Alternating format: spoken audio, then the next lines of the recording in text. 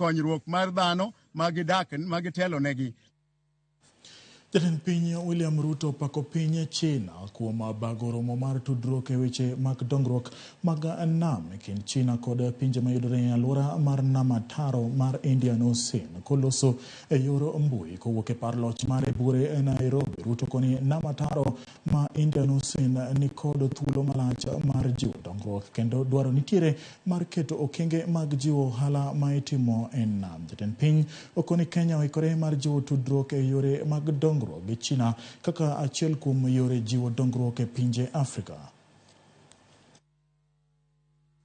As we consider ways and means of maximizing the potential of the blue economy to contribute to sustainable development, this conference also directs our attention to the critical facts that sustainable exploitation must be anchored on the recognition of the delicate nature of marine ecosystems